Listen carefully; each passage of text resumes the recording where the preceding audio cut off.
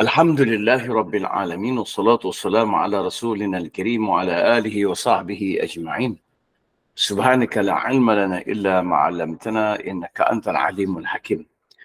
La hawla wa la quwwata illa billahil aliyyil azim. Allahumma aftah alayna hikmataka wanshur alayna min khazain rahmatika ya rabbal alamin. Allahumma fakihna fid din wa 'allimna at-ta'wil. اللهم ربنا زدنا علما نافعا وارزقنا فهما واضحا اللهم ات نفوسنا تقواها وزكها انت خير من زكاها انت وليها مولاها اللهم يسر ولا تعسر اللهم تمم لنا بالخير صلى الله على سيدنا محمد وعلى اله وصحبه وسلم والحمد لله رب العالمين تقبل الله منكم. Alhamdulillah, kita hari ini akan sambung perbincangan kita tentang sikap orang mukmin dalam mengurus perjanjian dengan bukan Muslim atau dengan orang kafir, merujuk kepada peristiwa perjanjian Hudaibiyah. Karena perjanjian Hudaibiyah ni satu perjanjian besar dalam sejarah Nabi kita SAW. Dan sering dirujuk sebagai bahan dalil untuk berhujah, terutama dalam urusan mengadakan kerjasama dengan orang-orang kafir. Jadi ini berlaku dalam negara kita sendiri, di mana apabila kita merasakan kita perlu ada kerjasama dengan orang kafir, lalu kita berhujah menggunakan konteks perjanjian Hudaibiyah atas alasan Rasulullah sallallahu alaihi wasallam telah berbuat demikian dan tercatat dalam sirah. Okey. Tetapi sahabat semua, saya ada sisi pandang yang lebih luas. Jika kita melihat kepada perjanjian Hudaibiyah sebagai salah satu plot cerita dalam sirah Nabi kita sallallahu alaihi wasallam, dan kita hanya melihat kepada perjanjian itu semata-mata, maka sudah tentu kita boleh berhujah dan menggunakan perjanjian itu sebagai satu konteks untuk memihak kepada kita.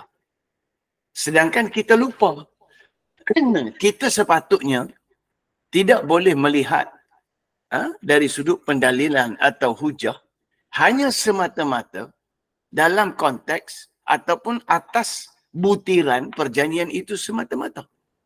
Kita perlu melihat pertama, apakah suasana yang melingkungi perjanjian tersebut dan bagaimana sikap para sahabat sewaktu mula-mula perjanjian itu diadakan dan sehinggalah sampai ke tahap turun surah ini, sahabat semua, untuk membatalkan perjanjian tersebut.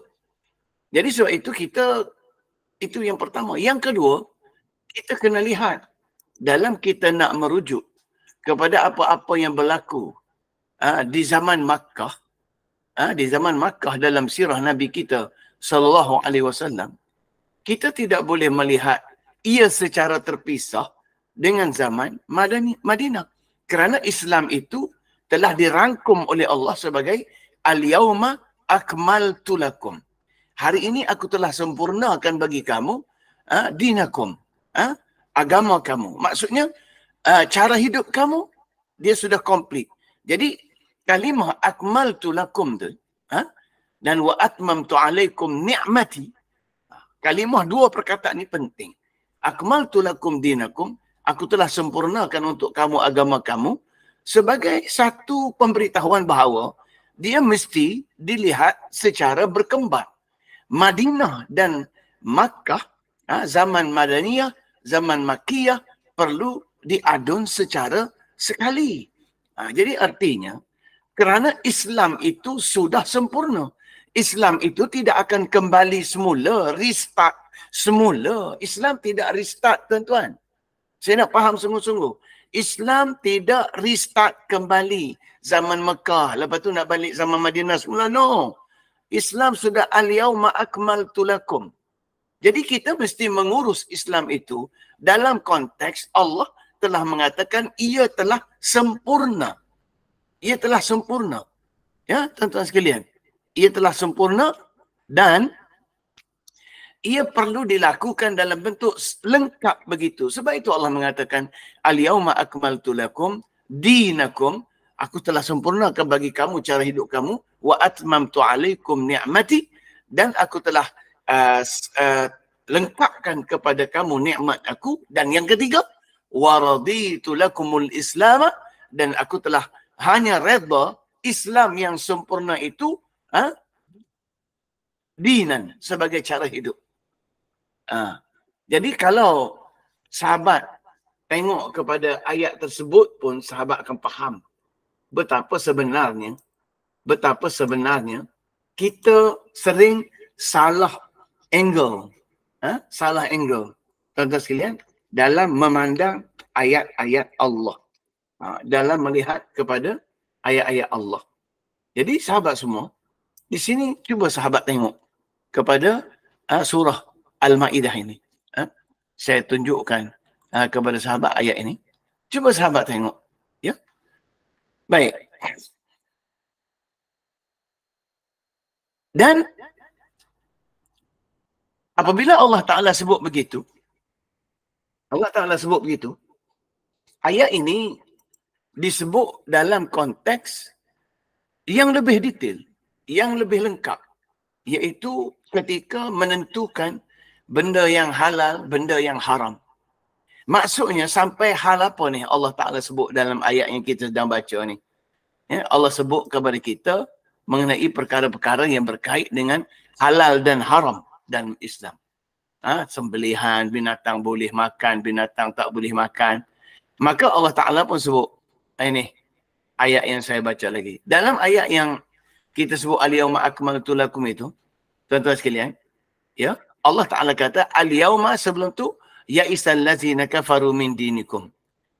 Pada hari ini, hari Allah Ta'ala Islam itu telah sempurna, orang-orang kafir sudah merasa putus asa. Sudah merasa putus asa dan fala takhshawhum wakhshawni. Jangan kamu takut mereka, sebaliknya takutlah kepada aku. Jadi prinsipnya ialah kita mesti mengutamakan ketundukan kita kepada Allah. Sebab itu lepas itu Allah Ta'ala kata al-yawma akmaltu lakum. Jadi hari ini jadi dalam tu ada 3 perkara sahabat. Akmaltu, atmamtu, raditu. Cuba sahabat balik study 3 ni. Cuma selepas itu Allah Ta'ala ada sebut. Allah Ta'ala kata famanitturra. Sesiapa yang terpaksa. Sesiapa yang terpaksa fi makhmasatin. Dalam keadaan contohnya terperangkap dengan lapar. Tetapi tidaklah dalam keadaan mutajanif li ism. Seperti cuba mendekati dosa. Maka terpaksa ambil. Jadi Allah buka juga ruang dalam keadaan kita terpaksa. Apa maksud ni? Maksudnya kita mesti meneruskan konsep kesempurnaan tadi. Itmam. Ikmal. Dan konsep ridha yang Allah Ta'ala sebut dalam 3 perkara tadi. Perlu diteruskan. Perlu disempurnakan. Kecuali kita terpaksa. Dalam keadaan terdesak. Mengambil apa yang diharamkan. Itu pun bukan kerana mutajanifin li ism. Memang cenderung nak mendekati perkara-perkara dosa. Maka itu pun kita diberi kebenaran dalam keadaan sebenarnya kita melakukan satu kesalahan. Cuma diampun Allah. Kesalahan tetap kesalahan. Maka sahabat semua, ini satu benda yang saya fikir kita mesti faham. Kita mesti faham dan tolong ingat ya, saya nak pesan, Islam tidak pernah restart kembali. Cuma Allah Ta'ala kata, Islam itu ja'a ghariban. Dia datang dalam keadaan tidak dikenali, asing. Dia datang dalam keadaan tidak dikenali, asing, untuk sampai dia kenal. Bila orang dah kenal ke dia, dikenal dia, nanti satu masa wasayaudu ghariban. Dia akan kembali semula dalam keadaan asing. Jadi artinya Islam itulah hakikat sempurnanya. Hakikat dia mesti lengkap. Dia mesti lengkap. Jadi jangan kita pakai sirah secara petik-petik. Ambil juzuk yang kita nak, kemudian kita lupa konteks keliling keadaan dia. So kesimpulannya apa sahabat? Kesimpulannya dalam isu kita berdepan dengan orang-orang kafir ini, dalam mengadakan perjanjian dengan mereka, kita mesti ingat bahawa kita mesti bawa roh Islam yang sempurna. Kalau terpaksa kita buat perkara yang melanggar kesempurnaan tadi pun, sekadar contohnya mengisi kelaparan atau keterpaksaan sahaja. Jadi sebab itu sahabat semua, kita balik kepada perjanjian kita, surah Al-Bara'ah ini. Jadi pertama sekali, kalau sahabat baca semula ayat bara'atun minallahi wa rasulihi itu, sahabat tengok balik ayat bara'atun minallahi wa rasulihi, sahabat tengok semula ya ayat itu. Jadi sahabat boleh akan nampak lah. Dia kalau sahabat tengok bara'atun minallahi wa rasulihi illa alladhina ahadtum minal musyrikin, itu dia macam satu ayat beritahu. Kalau sahabat tengok ayat tu, dia tak ada pun perintah atau fi'il amar dalam ayat tersebut.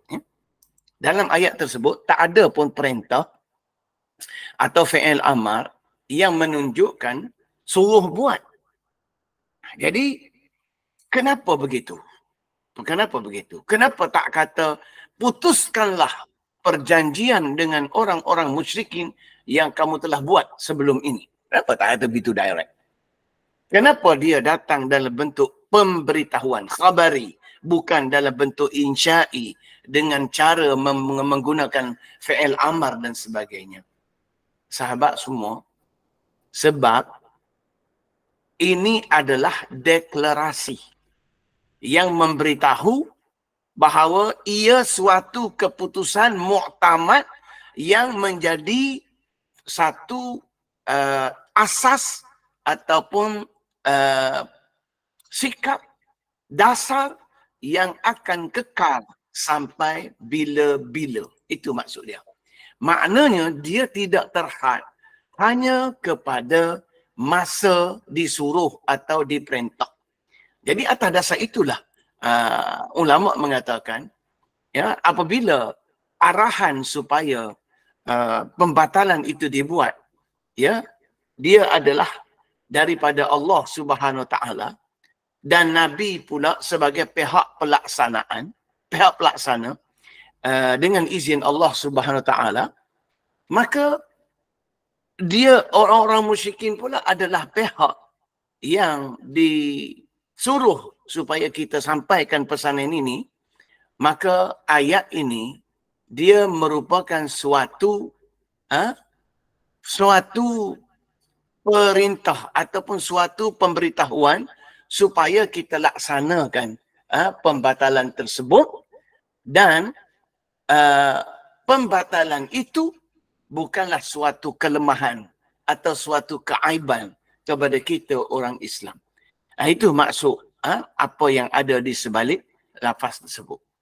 Jadi sebab itu sahabat semua, apabila kita tengok kepada perkataan ahadtum, orang-orang yang kamu telah berjanji dengan mereka, ya, iaitu apabila Allah Taala ucap minalladzina ahadtum, tum di situ kamu, maka apabila ada ucapan ini bermaksud ia adalah suatu perintah yang perlu dibuat. Jadi sahabat-sahabat sekalian, bila kita dah faham ia satu perintah walaupun dalam bentuk pemberitahuan, maka ia sebenarnya lebih bermakna. Sebagaimana kita tengok bagaimana isteri kita beritahu kepada kita, abang, beras dah habis. Abang, beras dah habis. Apakah isteri kita beritahu maksud dia sekadar nak beritahu dan kita pun dengar, okeylah, dah habislah. Bukan begitu. Maksudnya, dia ada maksud suruh pergi beli. Jadi, pemberitahuan itu, habis itu sebagai sebab. Sebab kepada suruh pergi beli. Tidak sebut pun dalam perkataan dia tadi, pergilah beli. Begitulah juga dalam ayat ini. Bila Tuhan kata, bara'atum minallahi wa rasulihi. Jadi, seperti kita dah bincang sebelum ni, kalimah bara'ah itu sendiri merupakan pemberitahuan dan dia merupakan sebab. Kenapa perjanjian itu perlu dibatalkan? Kerana Allah dan Rasul sudah berlepas diri. So, tidak ada excuse, tidak ada reason, tidak ada lagi kona-kona, nak takwil itu ini, tak ada. Putuslah sampai hari kiamat. Tapi benda ini yang orang tidak jelas. Supaya keadaan ini lebih jelas, mari kita tengok dulu satu konteks perjanjian yang berlaku. Suasana sebelum turun ayat ini. Berlaku perjanjian Hudaibiyah. Baik, sahabat semua.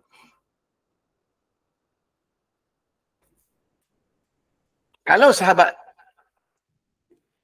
tengok kepada ayat ini, ya, kalau sahabat tengok kepada ayat ini, di mana perjanjian Hudaibiyah berlaku sebelum turun ayat ini. Hudaibiyah pada tahun ke-8. Lebih kurang. Tahun ke-8, ayat ini tahun ke-9. Jadi sahabat yang dirahmati Allah, di mana perjanjian Hudaibiyah ialah satu perjanjian yang berlaku di antara Nabi dengan orang musyrikin. Dan ia salah satu daripada bentuk perjanjian yang telah termeteri. Di mana di antara isi penting perjanjian Hudaibiyah ialah tidak ada sesiapa pun yang boleh dihalang untuk mengunjungi Baitillah. Maksudnya apabila sudah sampai ke Baitillah, tidak ada boleh sekatan. Biarkan. Dan yang kedua, isi besar dia, iaitu tidak ada peperangan selama bulan haram ada. Jadi, dalam konteks ini, walaupun perjanjian Hudaibiyah itu dikepalai oleh bangsa Quraisy, kabilah Quraisy, orang-orang Quraisy, tapi kebanyakan kabilah-kabilah Arab yang lain yang tidak dominan juga turut serta dalam perjanjian ini memihak kepada orang Quraisy. Kerana kabilah Arab pada waktu itu berketuakan ataupun melihat kedudukan tinggi kepada kabilah Quraisy. Jadi di antara benda yang mereka setuju dalam perjanjian itu dengan Nabi ialah pertama, sesiapa yang nak menyokong Muhammad, nak memihak kepada Muhammad, dia boleh memihak kepada Muhammad. Sesiapa yang nak memihak kepada Quraisy, dia boleh memihak kepada Quraisy. Yang kedua, peperangan tidak akan berlaku untuk beberapa tahun yang panjang. Ada kata sampai 10 tahun, ada kata 6 tahun, ada kata 4 tahun. Macam pendapat tak sekata.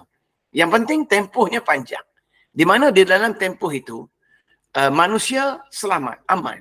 Dan mereka mesti membela atau mempertahankan sesama mereka. Maksudnya tidak boleh berperang. Dan orang-orang yang telah membuat perjanjian dengan orang Islam itu sudah boleh dikenal pasti pada hari itu. Dari sudut kesan perjanjian ini sekalipun dia ada faedah. Dia ada faedah kepada orang Islam. Dia ada faedah kepada orang Islam.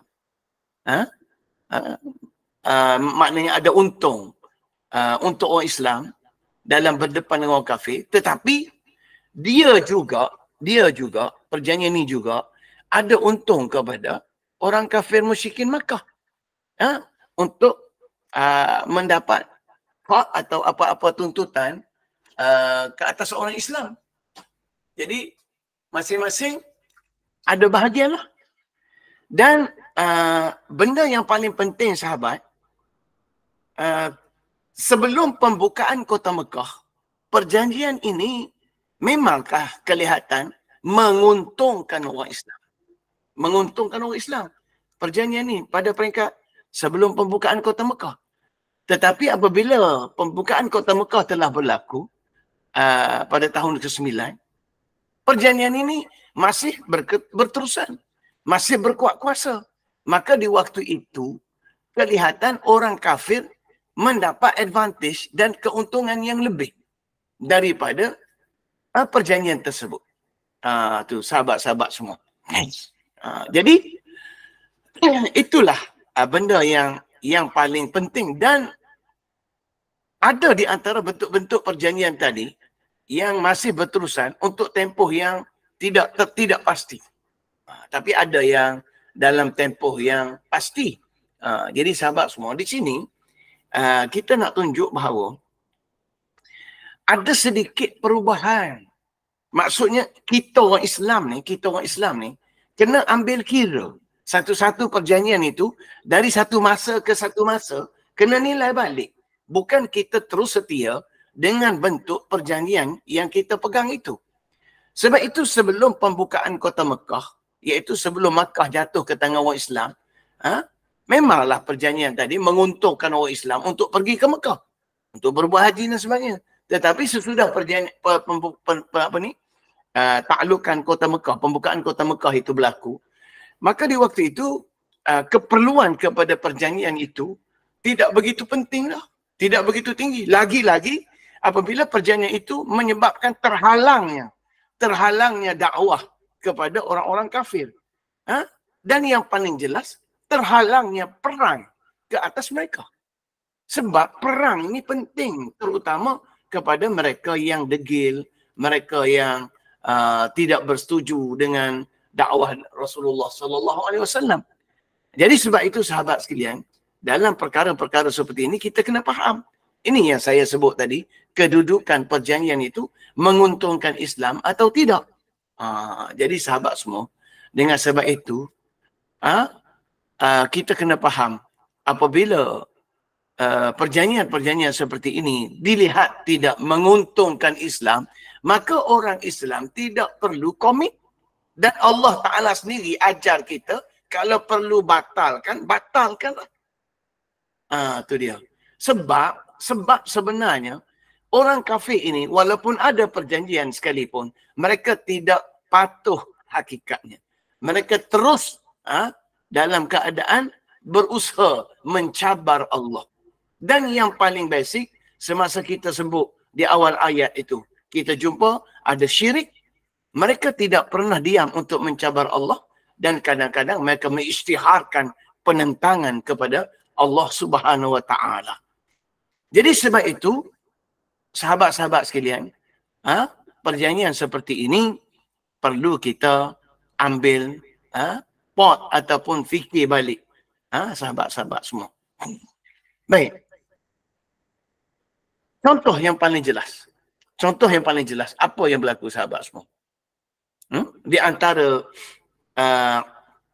sikap orang kafir ini, kerana orang kafir sebenarnya mereka sentiasa mengambil ruang di atas perjanjian yang ada untuk menarik orang-orang musyrikin yang boleh memihak kepada mereka untuk mengenakan ancaman atau sekatan ke atas orang Islam. Ini contoh telah berlaku. Telah berlaku apabila dalam perang Tabuk, orang Islam, sahabat-sahabat semua, dikatakan orang-orang munafikin telah menimbulkan satu kita panggil apa kalau sekarang kita panggil provokasi, ataupun kita panggil buat kecoh, buat viral lah, bahawa orang Islam telah kalah dalam perang Tabuk. Padahal kita tahu perang Tabuk tak berlaku, tapi orang-orang munafikin telah mengambil kesempatan itu, menghebahkan satu fakta, satu keadaan bahawa Islam tewas. Maka di waktu itu sahabat semua, ramai dari kalangan orang musyrikin yang mula tak patuh kepada perjanjian dan melanggar perjanjian. Di antara mereka ialah Bani Khuza'ah, Bani Mujlis, Bani Khuzaimah, Bani Juzaimah, sebagaimana Allah Ta'ala sebut dalam Quran. Jadi menyebabkan kita terpaksa mengurus mereka ini. Jadi Rasulullah sallallahu alaihi wasallam memahami keadaan ini. Baik. Jadi sebab itu kalau kita tengok dalam ayat yang kita bincang ini, Allah Ta'ala telah isytiharkan satu iklan bahawa kita putus. Tidak ada hubungan lagi dalam perkara ini demi untuk memastikan bahawa orang Islam tidak lagi dipermainkan dengan bentuk perjanjian tadi. Baik, jadi sahabat semua, dengan perisytiharan kita berlepas diri daripada perjanjian tersebut, ini menyebabkan mereka lebih berhati-hati. Dan dengan kita membatalkan perjanjian itu, menyebabkan ia boleh menutup ruang-ruang kepada mereka untuk mereka melakukan pengkhianatan ataupun tekanan. Jadi yang paling penting di sini, apa yang paling penting sahabat, kita kena belajar daripada surah ini, pembatalan perjanjian ini dibuat, ya sahabat semua, sesudah orang Islam menguasai bumi Mekah. Berjaya menguasai bumi Mekah. Maksudnya, apa pelajarannya? Jika kita ada satu-satu kuasa, kita boleh menguasai kawasan tertentu, maka kita tidak boleh biarkan atas nama perjanjian tertentu sampai pihak musuh lebih tinggi daripada kita di bumi kita kuasa. Jadi begitu juga dalam negara kita. Perjanjian-perjanjian yang merugikan Islam, yang tidak menguntungkan Islam. Sedangkan bumi ini kita yang berkuasa, kita yang memerintah, kita yang mengepalai pemerintahan. Maka kita tidak boleh raih perkara-perkara yang merugikan kita. Sahabat semua. Jadi sahabat-sahabat semua, sebab itu antara benda yang mungkin saya kena fikir ialah pasal isu kunut nazilah yang baru keluar itu. Nanti insya-Allah kita cuba tengok macam mana sikap sebenar Islam dalam perkara itu. Jadi apa yang penting dalam surah ini kita kena faham, Allah telah mengambil tanggungjawab untuk menjadikan urusan membatalkan perjanjian itu, untuk bersikap lebih tegas itu sebagai satu urusan daripada urusan Allah dan Rasulnya sendiri. Jadi kita nak tunggu dalil macam mana? Kita nak tunggu hujah apa lagi? Bahawa kita perlu bertegas dalam urusan-urusan seperti ini. Kerana surah ini menunjukkan bahawa Allah sendiri buat keputusan. Bukan sekadar memberi wahyu kepada Nabi, kemudian Nabi menyebutnya dalam bentuk hadis. Tidak. Tetapi Allah sendiri menyebutnya dalam bentuk, kita panggil perisytiharan. Sehingga Allah mengatakan, bara'atum minallahi wa rasulihi ilal musyrikin. Bara'atum minallah, daripada Allah.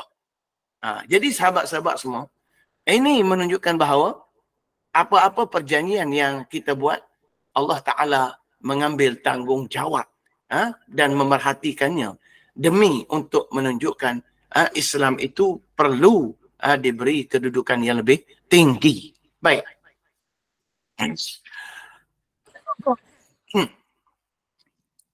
Jadi sahabat-sahabat semua, sebab itu di sini sebagai penutup, sahabat semua, sebagai penutup untuk kita belajar pada hari ini, benda yang paling penting di sini, Allah pertama, Allah sendiri yang urus dan membuat keputusan dalam perjanjian itu.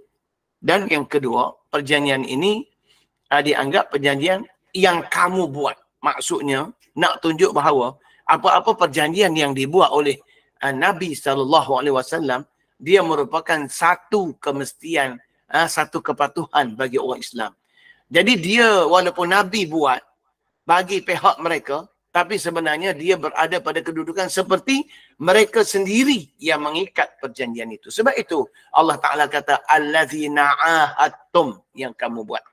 Jadi sahabat-sahabat semua, ini kerana Rasulullah SAW, baginda buat perjanjian itu demi maslahat orang Islam. Di waktu tidak ada lagi kekuatan. Di waktu itu, perjanjian itu, waktu itu kita belum kuat. Kita belum kuat. Jadi perjanjian itu boleh memberi keuntungan dan kekuatan kepada kita. Dan di waktu itu juga kita kena faham, sewaktu perjanjian Hudaybiyah berlaku itu, sebelum tahun pembukaan Kota Mekah itu, orang Islam tak punya kekuatan. Bahkan kekuatan memihak kepada orang kafir. Orang kafir. Maka di waktu itu, kita terima lah. Kita terima perjanjian itu. Jadi, dan jika tidak sebenarnya, kalau nak kira, kalau tidak atas asas ada kepentingan dan keuntungan daripada perjanjian tersebut kepada Islam dan orang Islam, hakikat sebenarnya orang kafir tak layak pun ada perjanjian dengan Allah dan Rasulullah sallallahu alaihi wasallam.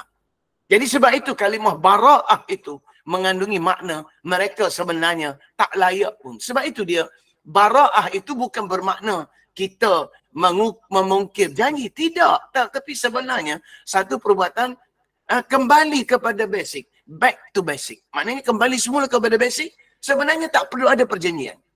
Tak perlu ada perjanjian. Dan sebab itu, sahabat semua, dengan terbatalnya perjanjian ini, bermakna orang Islam boleh bersikap lebih tegas. Dan dia mula beralih. Maksudnya pembatalan perjanjian ini satu proses peralihan orang Islam daripada bersikap lembut, bersikap lunak atau bersikap tolak ansur kepada satu sikap tegas. Kerana orang Islam ini kalau mereka tegas kepada orang-orang bukan Islam, mereka akan ada kedudukan. Tetapi kalau mereka cair, lembek, ikut je, mereka akan dipermainkan. Percayalah sahabat. Tengoklah apa yang berlaku dalam dunia, dalam negara, dalam negeri kita sendiri. Tengok sahabat semua. Tengok. Tak boleh sampai kita nak buat hadis 40 pun ada hadis yang ditapis. Tak sesuai dengan semangat Malaysia apa semua. Semangat masyarakat majmuk. Apa tak nak semua? Itu semua karut sahabat. Karut. Tapi kita lembek. Kita pun ikut je lah. Demi nak jaga kuasa. Sedangkan kita berpecah. Kenapa kita tak boleh bersatu sesama kita? Bina kuasa di atas kekuatan kita sendiri. Jadi sahabat-sahabat semua. Sebab itu, apabila sampai ke satu tahap, maslahat agama itu hanya akan terlaksana apabila kita membatalkan perjanjian yang kita telah buat dengan orang bukan Islam. Maka di waktu itu kita kena ambil satu keputusan bahawa Allah izin kita batalkan perjanjian itu. Dan jangan takut kita dituduh sebagai pengkhianat dan sebagainya. Jadi sekalipun bahawa perjanjian itu pernah dibuat oleh Rasulullah sallallahu alaihi wasallam sendiri. Insya-Allah besok kita sambung untuk melihat bagaimana contoh sikap sebenar orang mukmin dalam isu perjanjian Hudaybiyah. Kita akan tengok contoh Umar dan Abu Bakar As-Siddiq. Wallahu a'lam. Assalamualaikum warahmatullahi wabarakatuh. Alhamdulillah wassalatu wassalamu ala Rasulillah. Subhanaka la ilma lana illa ma 'allamtana innaka antal alimul hakim. La haula wala quwwata illa billahil aliyyil azim. Allahumma anfa'na bima 'allamtana wa dhakkirna min huwa nasina wa 'allimna mimma jahilna. Allahumma tamna taqsirana fi ada' wajibatina wa qada'i a'malina. Rabbana atina fid dunya hasanah wa fil akhirati hasanah wa qina adzaban nar.